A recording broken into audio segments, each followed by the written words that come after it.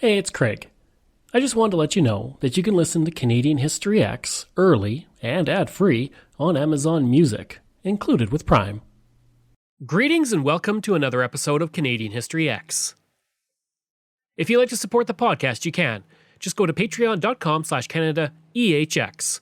You can support the podcast for as little as $3 a month.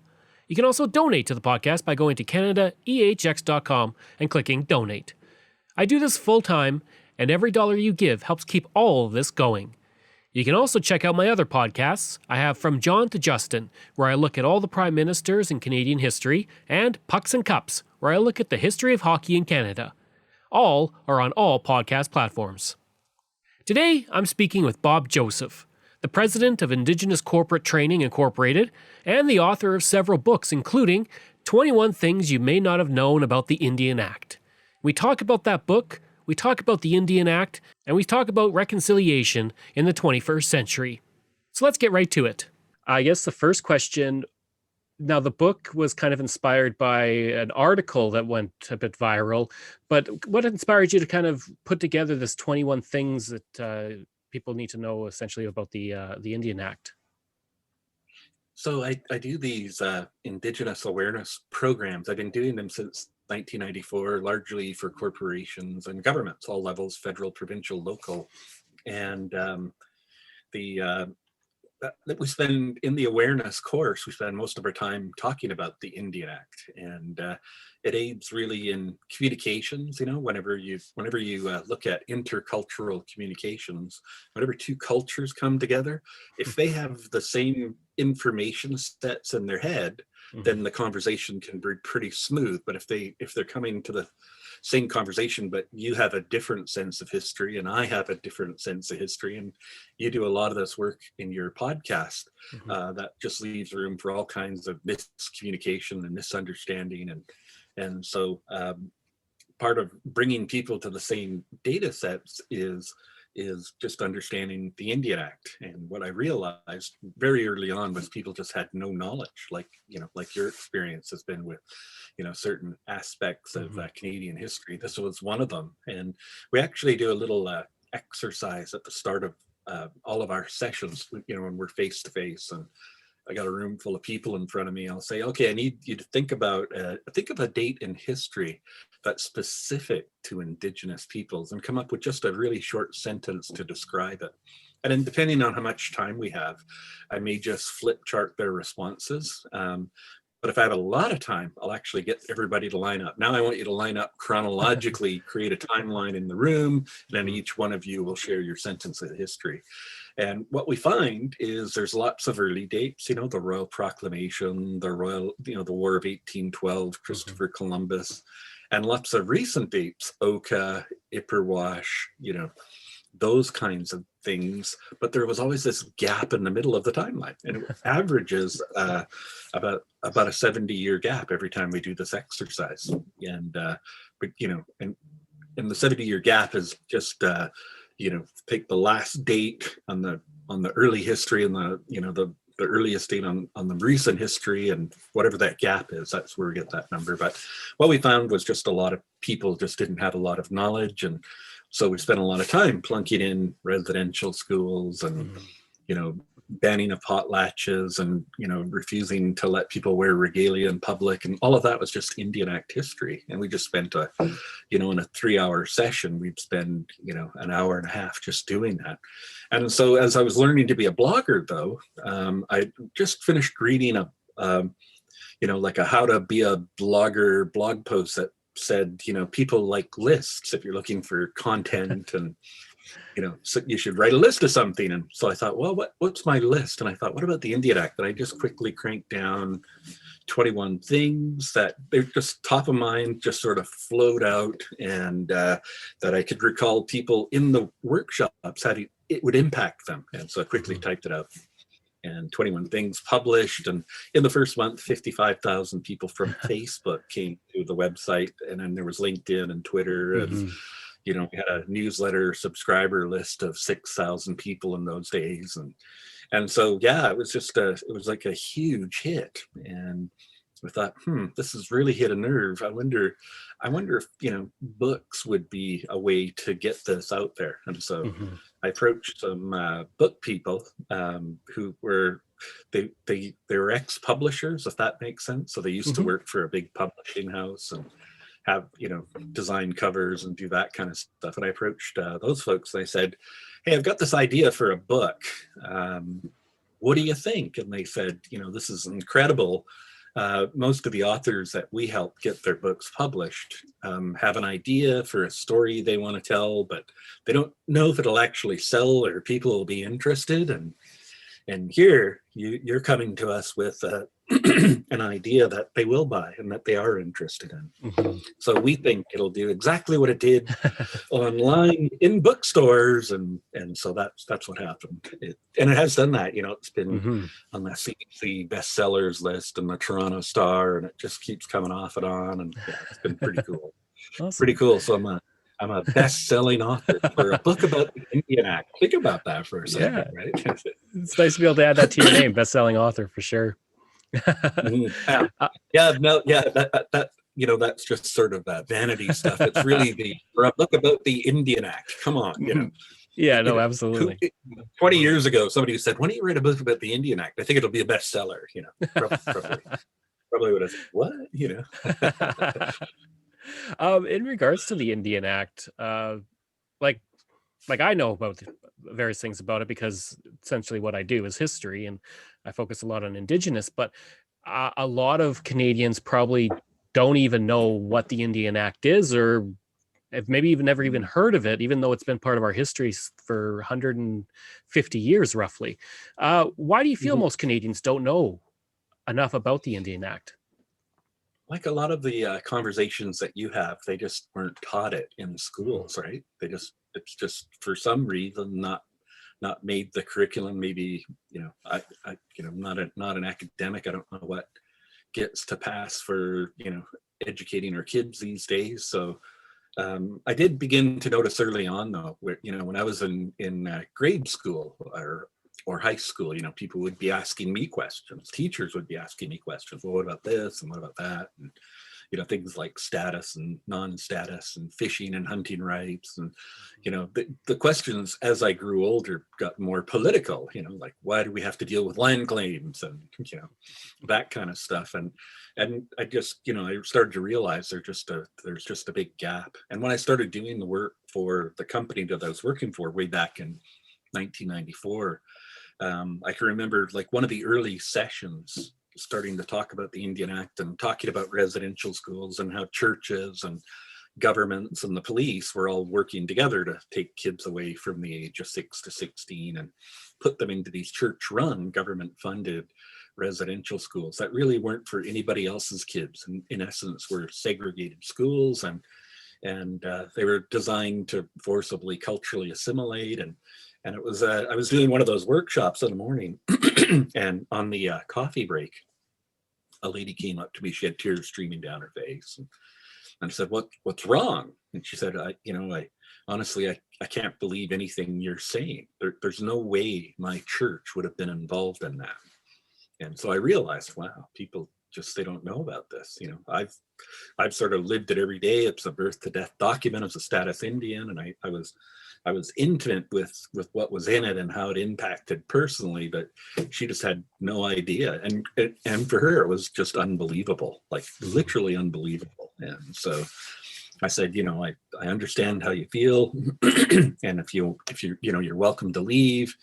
As long as you sign the sign-in sheet, I won't be able to tell the employer who was there or not there. They all sign the sign-in sheet, but you're also welcome to stay. And I think you're going to learn a lot more about this. I was sort of, foreshadowing the Truth and Reconciliation Commission on residential schools and all that kind of stuff. So yeah, it was just something that was just largely left out. And I was beginning to earn a living explaining to people history that had been left out, which was important, I think. Absolutely. Over the course of my own life, I know when I was going to school, we would think nothing of in history books saying, Indian, things like that. When I look at old history books, there's a lot of other words like half-breeds and stuff like that. And this is from the 80s that they would write this, which is just shocking. And then as I get into journalism, we're starting to use words like indigenous. The Edmonton Eskimos are changing their name. We're seeing John A. Macdonald in a new light. So do you feel like truth and reconciliation is going far enough at this point? Like, what more do you feel that we should be doing to kind of deal with these things that happened in the past that were terrible things that it was like you said, churches, our leaders, even just our ancestors, especially like mine coming from England, did as they came over? I think that's the just to keep doing what we're doing, to keep learning, the work that you're doing in the podcast with lots of your Indigenous content, helping non-Indigenous peoples, and all of the calls to action allude to that. They say we should learn about the history and the culture and the United Nations Declaration and those things. So I think if Canadians continue to do that, and we see schools have decolonized or are in the process of decolonizing their curriculum and indigenizing it. We're still having little hiccups. There was a school in, I think it was Abbotsford or, Chilliwack on the Lower Mainland, where the teacher, sent the kids home with an assignment that said, tell me 5 good things about residential schools, 5 positive things. So there's still a little bit of denial out there. And I think, just as people learn that history and reconcile it, that's what reconciliation is all about. This is who we were in the past. It's not who we are right now. And we certainly won't be that way in the future. But, so I'm always telling people, just we've got to acknowledge and remember the past, live in the now, but really set our communities up for. There's a very common principle in Indigenous communities called the 7th generation principle. Kids still should be here doing, what they think is important and feel safe, and so that's where we try to put the focus on in terms of reconciliation. There's 94 calls to action, and if people go and find the truth and reconciliation calls to action, just Google that and see, take a look at all of the different calls and find the one that's applicable to you and where you work, because there's one for everybody. I think doing that we're setting up for the future. It's not to make people feel guilty or bad or shameful or, that doesn't in and of itself, it doesn't do anything. It doesn't change society. But to really learn about it and say, okay, we acknowledge, and we have Prime Minister Stephen Harper, a conservative prime minister in the House of Commons, apologize to the Indian, Inuit, and Métis peoples, and so we've done a lot of great work, and I think it's important work when we look at it in the context of, say, other conflicts in the world that have not really gone through a process like this. I thinking about Palestine and Israel, and the relationship that they've had for 2,000 years, like 2 millennia, where nothing like this has been there to help bring people together after conflict. I think of the, Black Lives Matters. If you start to, in accounting, there's that expression, follow the trail of money, right? People say, follow the trail of money. Black Lives Matters. You follow the trail of events that lead us to it. It's the Civil War, right? So we can go at this, and we can let the haters, lead us in a direction, but here's the results after 150 years or 2,000 years. And so reconciliation is such an important piece. And I, personally, I would feel more comfortable if we left reconciliation to individual Canadians take this on, as opposed to the politicians who just get pouty when they don't get their way. And I'm talking about all kinds of politics, our side, their side, it doesn't matter. Pouty politics, reconciliation's dead, and no, it's not. Give this country about 15 years, because the teachers are actively engaged, and that'll be the first full cycle of kids through. It'll be a completely different country. Our kids will be way more equipped to deal with, the history and the culture, and to, see a much better future. I think it'll be pretty awesome.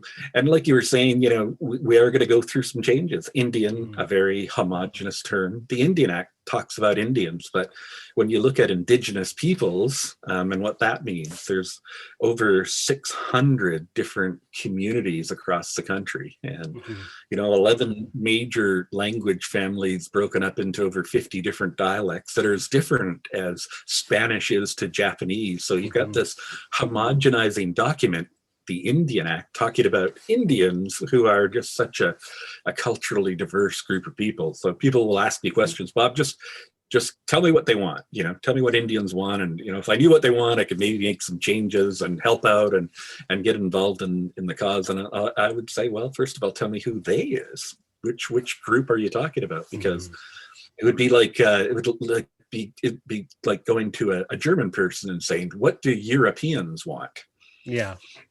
It's that same dynamic. You're gonna, the Germans will say one thing and the Russians will say another, and you know what I mean. Like, absolutely, they'll be supportive, they'll be against, they won't care. All of those are acceptable ideas. But the Indian Act is really homogenizing. Now, having said that, just on the terminology part of your question, some people are totally proud to still be Indians. Hey, man, I'm an Indian. That's what I am. Call me that. Yeah. So if you're having a personal relationship and somebody says, yeah, I'm such and such an Indian, well, nice to meet you. I have personal hangups with saying Indian, but they don't. And if they did, they would change it. And so if they want me to call them that, that's what I'll call them. And that's my advice to people. Just go with what they're calling themselves. And if they're using that term, then you should use it. You might have, let's say we're at a conference, there's no pandemic, you and I are out shaking hands, kissing babies at some conference in some big city in Alberta, and somebody comes up and says, hey, I'm Bob and I'm such and such an Indian. And then like 2 seconds later, another person comes up and says, hey, I'm Sheila and I'm such and such a First Nation. Okay, so which term do you go with? What do I do in that situation? Like, it really is a no-win situation. You're going to somebody using a term, and in that situation, I would say, well, in that situation, I would say, wow, it's so good to see so many communities represented here, or so many nations represented here, depending on the effect of my communication. So some indigenous peoples are comfortable being called Indians, and others are deeply offended and want to be called First Nations, or some of them drop the first and just be called nations, and some of them drop the S and just want to be a First Nation. And actually, when I do my training workshops, I'll say, if you ever want to know, if you're going to go meet with somebody, the Blackfoot or the Cree or the Lubicon or whoever that is, just call the band office, star 67, so they can't see your phone number, and call the band office after hours and listen to the recorded message, right? You've reached the Penticton Indian Band office. You've reached the Soyuz Indian Band office. You've reached West Bank First Nation office, and they'll be telling you the term that they prefer, which is interesting because those three groups that I just mentioned belong to the same political organization called the Okanagan Nation Alliance. And so they're following the rule I'm sharing with you, which is go with what they're calling themselves, and you won't get into any trouble, and just have some, communities, a nice generic wiggle room word where you can just use that instead of having are they Indigenous or Indian or, any of that kind of stuff. So that's how we try to help people. Some of the terminology, like you say, has aged well, and others, getting a little bit right as the years go on. I was watching a James Bond film last night, and it's like Diamonds Are Forever or something like that. And one of the things that he does is he actually slaps a woman in the face for not listening to him. And I'm like, whoa, this one didn't age well at all. I'm surprised they even let us play that today, but, just so that's, those are some key terms. Indigenous peoples, a blanket term that you could use to describe all of the peoples in Canada, the Métis and the Indian and the Inuit, as Aboriginal peoples is our actual constitutionally correct terminology, two words together, S on the end.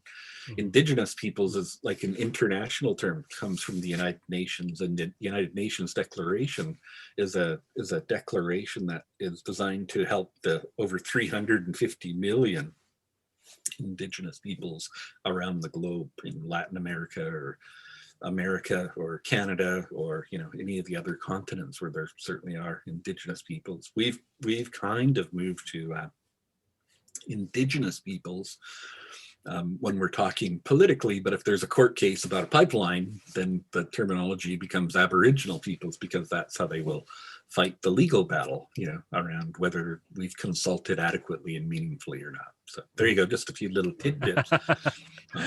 Terminology. A lot of terms to remember, and I think for me, it's in journalism they really pushed on us Indigenous, and so that's why in the podcast I usually always say Indigenous, unless I'm talking about a specific nation, like you said, Blackfoot or Cree or something like that. Yeah. It's funny, thinking about when we made the shift, it was the 2016 election. If you go back, everybody, you can YouTube the victory speech from the 2016 election. About 15 minutes in, you've got this new Prime Minister, Justin Trudeau, saying, I want to strengthen the nation-to-nation relationship with Indigenous peoples. And as soon as he said that, I looked at my wife, who's a lawyer by background, and I said, wow, somebody at the Department of Justice just cracked a brick, because, man, I mean, that's such a big departure from Aboriginal peoples versus Indigenous peoples. Now, because we're using that term, we're going to have to go get their consent to build these big pipelines and these mines and these forest operations, where Canadian law takes a much narrower interpretation. They can't veto consultation. And so for him to use Indigenous peoples in the victory speech, somebody in DOJ they actually fell off a chair. They're crawling towards the phone. They're speed dialing the Prime Minister's office to try to get first legal briefing to say, can we talk to you about the terminology piece? Because it's such an important part of Canadian identity and the legal framework and all that good stuff. Yeah, so there you go. Perfect. Is there any specific fact within the 21 that you feel like that's the most important that people need to know? One that if you had to just tell one person one fact, like that's the one you want them to know. Yeah, my favorite one. That's a tough one, because they're all so interrelated, right? That they really connect, and having them all together obviously gives you a better picture. But I think the one that was most important for me, and I do a little bit of just trying to get people to understand some of the ideas that they have, right? Would be, let me just see. It would be around sale and barter of produce and that kind of stuff off of reserves, that that they weren't able to sell stuff, that they had to get written permission to sell just anything. And that was important for me to understand, because when I was growing up, by the time I got into high school and those kinds of things, people were starting to share ideas with me about laziness. You guys are lazy. Why don't you just do what I did and pick yourself up and pull up your bootstraps and get on with it? But what I realized with that one was that it wasn't that we were lazy, it's that we were forced out of the economy, that Canada didn't want us to be participating on an equal footing. And they wanted reserves to be a really sort of desolate place. This is part of the assimilation policy and the thinking.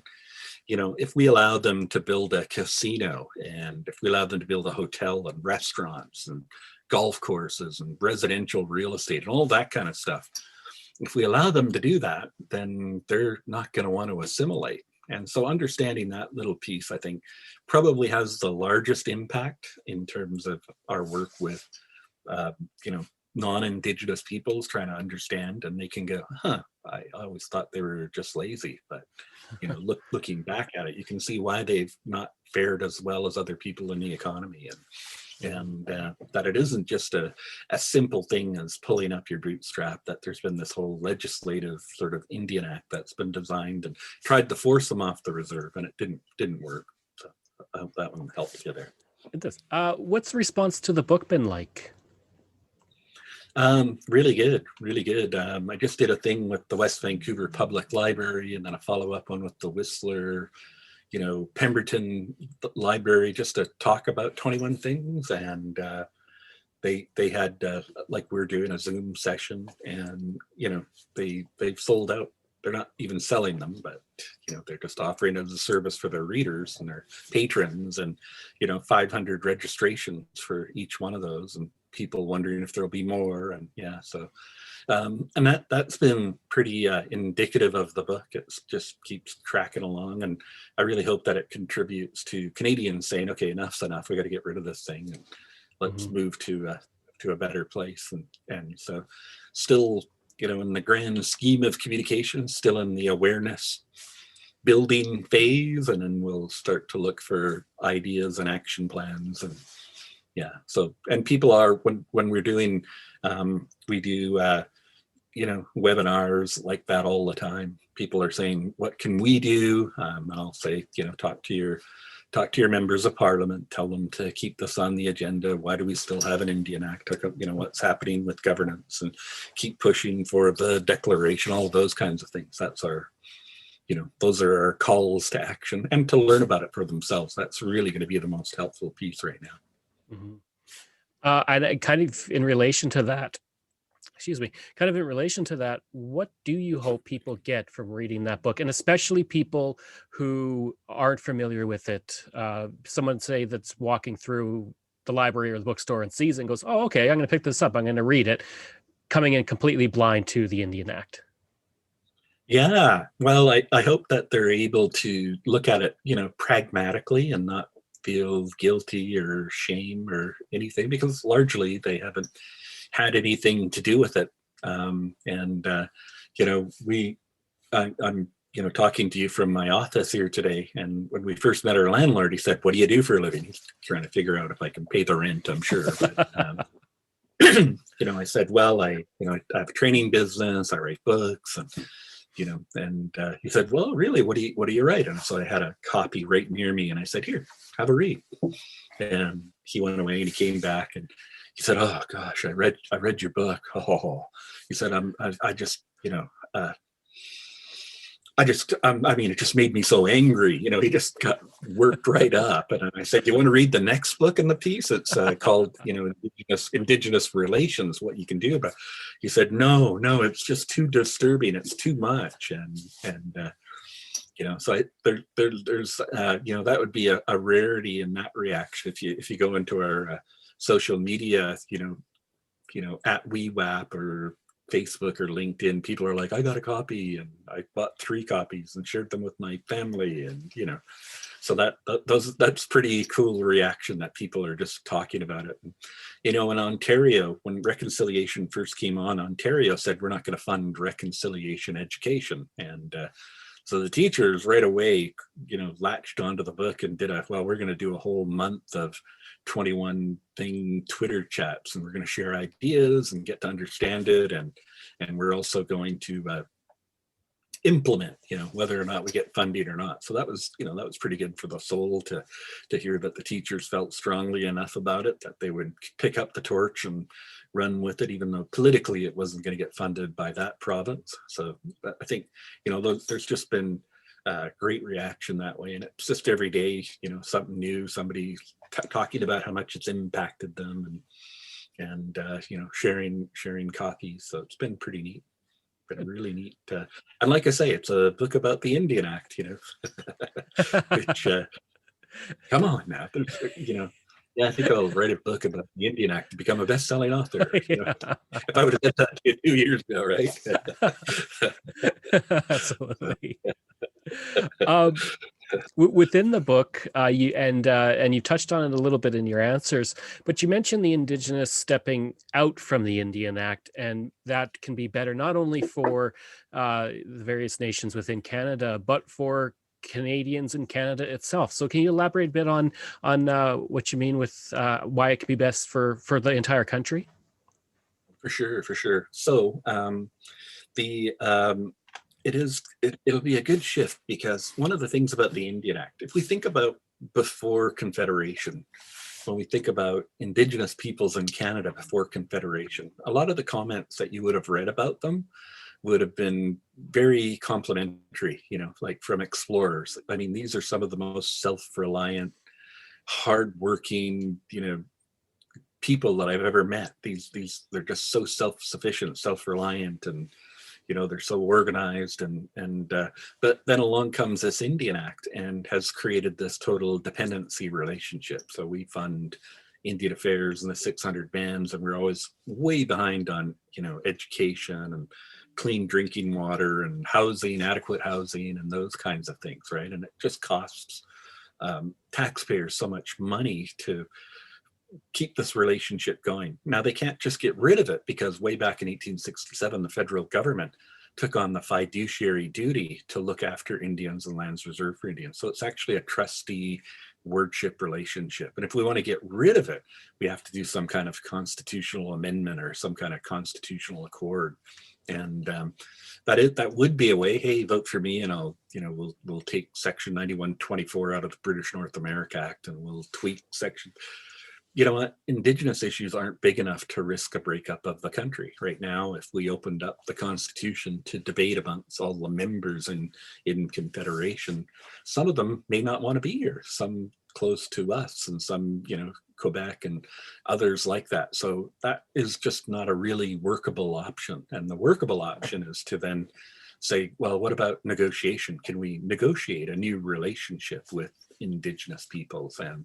And that is totally doable. And there's already self-government agreements out there where people can become self-governing. Because the Indian Act, remember, if you look at the 21 things, it'll say imposed an elected chief and council system. So the Blackfoot and the Cree were already self-governing before contact, and along comes the government and says, hey, Craig, the way you're doing this, it's wrong, it's backwards. You should elect a chief and council. And it was a direct attempt to overthrow the traditional leaders, and we only give them a 2-year cycle, right? So now they've only got 2 years to do anything, which is really tough. We struggle with 4-year terms in society at large, as it were, and they're getting 2 years. You're allowed a chief and council member for every 100 people. So if you've got 205 members, you get one chief and one council member. You're elected by your people, but you're accountable to Indian affairs. And that's the problem with the Indian Act. And it's not designed to make them self-sufficient, self-reliant, or any of that. It was designed to actually force them off the reserves. That's what Canada wanted to see happen. They eventually would become like everybody else. There'd be no special fishing rights, no hunting rights, none of that. No need to do new treaties, no need to honor historic treaties. None of this pipeline debate would have happened if the Indian Act was successful. But the problem was it didn't work. And now it's costing us money to maintain this historic relationship. So way back in 1995, the Vancouver Sun ran an article, Indian land claims could cost taxpayers $10 billion. And it was a great article, and I was off to do a session with some power line technicians, and I thought, oh man, it's going to be a tough day in the office. Here's the front page of the Vancouver Sun, and I better take this with me. We got there, and somebody said, hey, Bob, even if I thought this was the right thing to do, and I don't think it is. There's a debt, and the deficit, and the economy's in the tailspin, and today they throw the pandemic in. That would be the only change. And we just spent $400 billion on the pandemic. How do you expect us to pay you, right? And there'd be a lot of that vitriolic anger, pitchfork and shovel crowd. And so I said, it's a great question. We should talk about it. And I pulled out the article, and it said the province would transfer $5 billion in cash. No, the province would transfer $5 billion in lands in resources in accordance with its, constitutional powers. And the feds would transfer $5 billion in cash over this 20-year estimated negotiating period. And so I said, it's a lot of money. Can't imagine what it would look like, one toonie stacked up on top of the other. And, I would be concerned. If I was a taxpayer, I would be concerned. But I am a taxpayer, just for the record. I would be concerned. But I said, the problem with this article for you taxpayers is it talks to you about the cost of change. And what it doesn't talk to you about is the cost of not changing. And I think you need that piece of the story, that piece of information, so you can make an informed decision. I really don't care what you want to do. It's up to you. I'm going to leave that power with you. But just know, if you don't want to do this treaty process, then here's what it's going to cost you. We continue with the Indian Act because Canada has the fiduciary duty. And that's $850 million to $1 billion a year in federal funding transfers to the 206 bands in BC. Let's just call it $1 billion. Let's just be conservative and realistic. $1 billion a year. If we don't, so that continues, right? That's something that continues because we got this legal obligation going all the way back to Confederation for something that didn't work.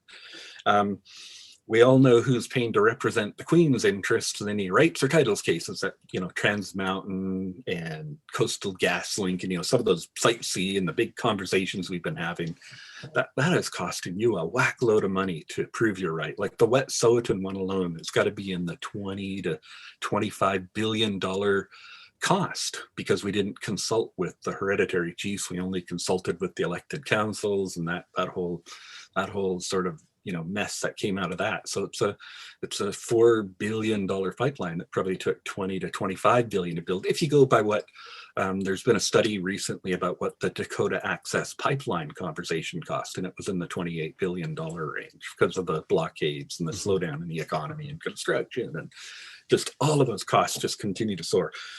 But yeah, the Queen's interest, plus the project's lay fees for any of those legal cases. The treaty process itself so far has cost BC $2 billion. And if we, vote for me and I'll get rid of the treaty process, then we walked away from a $2 billion investment. And that's a good decision if that's what you want. All's fair. But the other one, the government of the day, way back in the early 1990s, an NDP government commissioned the firm PricewaterhouseCoopers, very reputable accounting firm in those days, and said, what's the economic impact of leaving all of this unresolved, land claims and self-government and the Indian Act? What's the economic impact on BC's economy? And they only looked at forestry and mining in British Columbia in the early 90s with this firm PricewaterhouseCoopers study. They came back and said, okay, we're losing 1,500 jobs a year, plus about $1 billion of direct investment.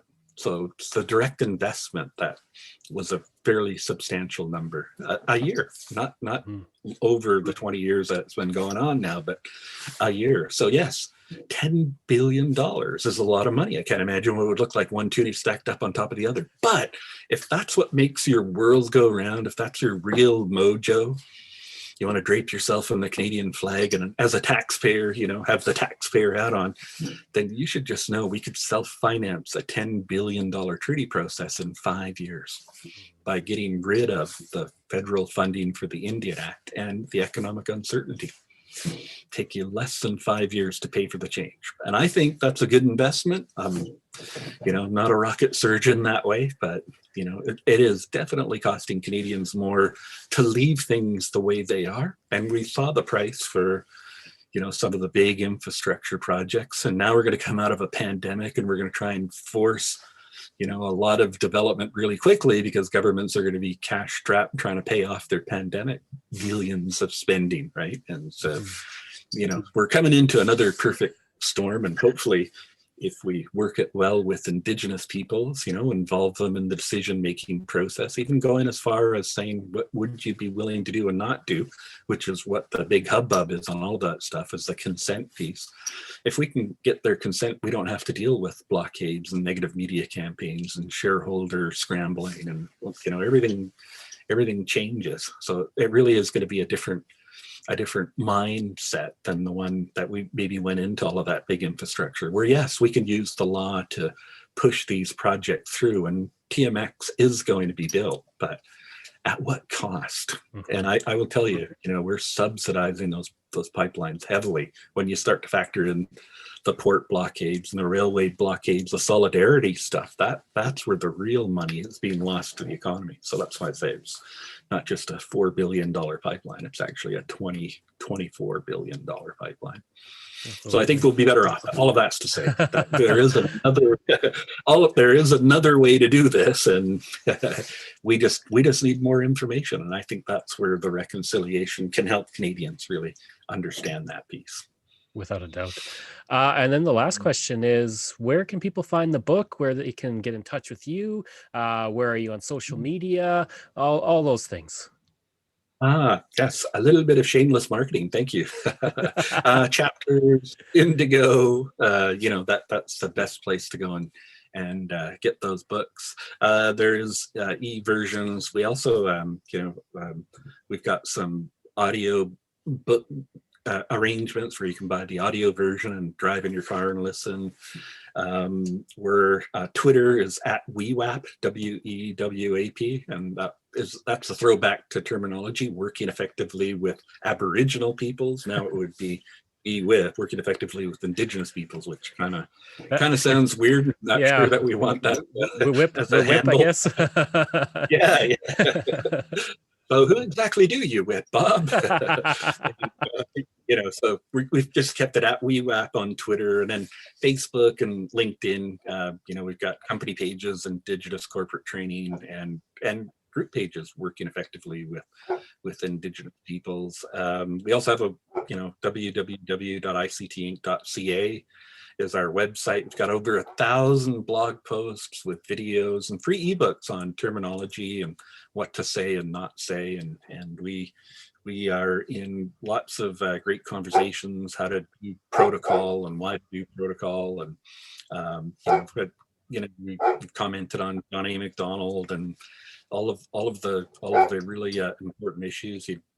There's some great free resources. In the new year, we have a free Indigenous awareness course that people can take, but we've pulled it down for right now because we're about to change the URL of our website, which is actually a more complicated process, and complicated because we got like 1,000 people in our learning portal, and if we change the URL, they'll all get lost. And so we're trying to do that in a way that they don't all get lost trying to get back to the courses that they've either paid for or are taking for free.